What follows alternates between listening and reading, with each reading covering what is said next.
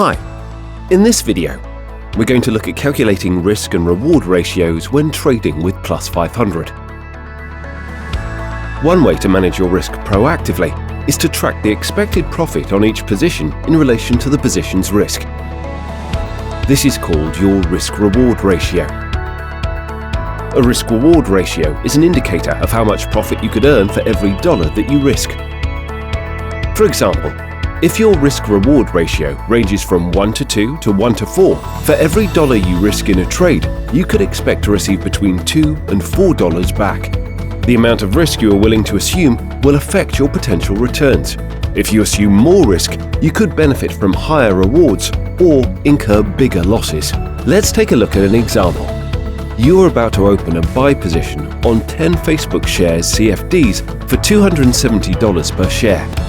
Now, your minimum profit target for this trade needs to be determined.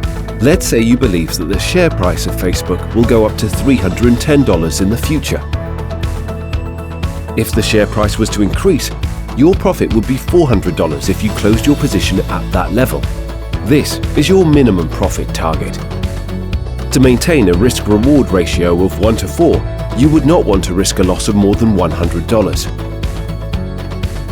To limit your losses and maintain this risk-reward ratio, you can set a stop loss at, say, $260 in case the stock price was to decrease. Setting a stop loss closes the position when the price reaches or surpasses the target you choose. This potentially keeps you from losing more than the amount you selected as the risk-to-reward ratio.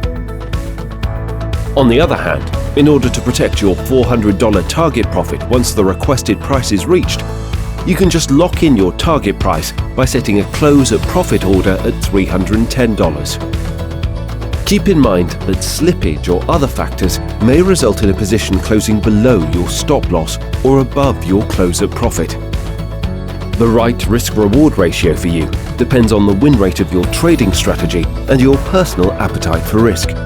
If you maintain your target risk-reward ratio across a number of positions throughout your portfolio, then your potential profits will be greater than your potential losses.